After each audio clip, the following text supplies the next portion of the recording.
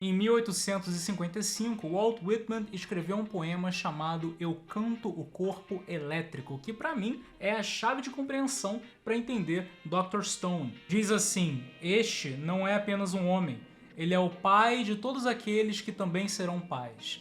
Esta não é apenas uma mulher, mas é a mãe de todas aquelas que também serão mães. Quem sabe quem poderá surgir em séculos dos seus descendentes e quem sabe de quem você descende de séculos atrás. Dr. Stone é uma história sobre o fim do mundo causado por uma petrificação de todos os humanos e sobre como reconstruí-lo milênios depois. Só que mais do que isso, ele é uma pergunta sobre herança.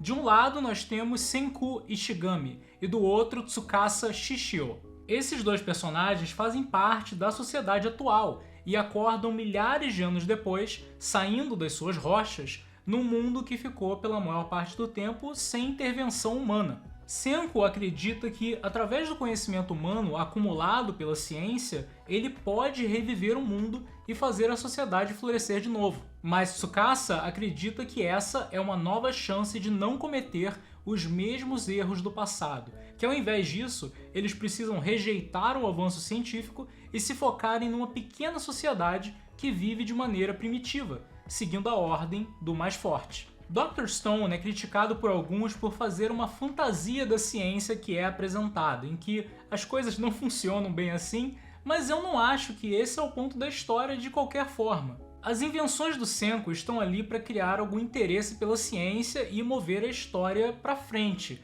não para te ensinar a ciência de verdade. Para mim, Dr. Stone é uma oportunidade de acordar para o legado dos ancestrais à nossa volta, coisas que a gente não valoriza, que a gente nem percebe. Verdadeiros milagres que são possibilitados pelo acúmulo do conhecimento humano. Existe uma cena no último episódio da primeira temporada em que o Senku, depois de reunido com uma tribo de humanos que sobreviveu, fica sabendo que em seus textos sagrados existe uma menção a um tipo de inseto chamado alto-falante, que tem o poder de espetar o túmulo dos mortos com seu ferrão e ouvir as vozes daqueles que já morreram. O Senku entende que essa é, na verdade, uma mensagem do passado para quando os humanos saírem da petrificação. Ele remove o marcador do túmulo do seu pai, que descobrem ser uma cápsula do tempo de concreto, e dentro ele acha uma gravação em vidro. A cena que se segue é uma das mais bonitas da série, em que a mensagem não é de palavras, não são instruções, é na verdade uma canção, conforme os personagens à volta do Senku, que ao longo da temporada foram salvos pelos milagres da metalurgia, dos óculos, da medicina, da própria luz.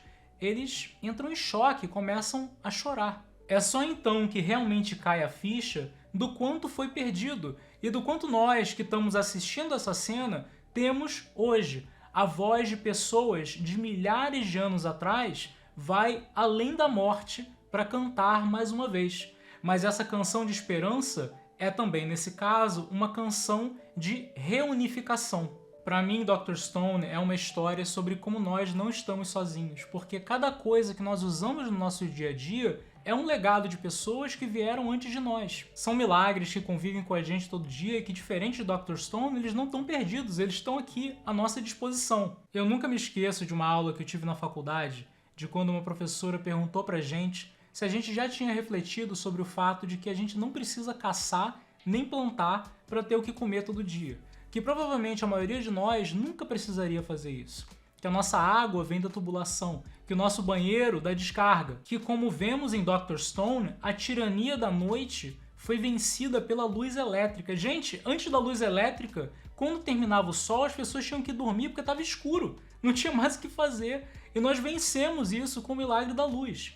Eu não acho que é piegas ou um exagero chamar essas coisas de milagres. E é por isso que, para mim, essa obra é tão mágica. No fim das contas, de como eu enxergo, o conflito entre o Senku e o Tsukasa é o conflito entre o cinismo e o idealismo, que pelas dificuldades da vida faria muito mais sentido que a força bruta e o cinismo do Tsukasa fossem capazes de vencer um fraco cientista solitário. Mas eu acho que o ponto da obra é que o Senku nunca está sozinho. Essa é uma imagem que aparece constantemente.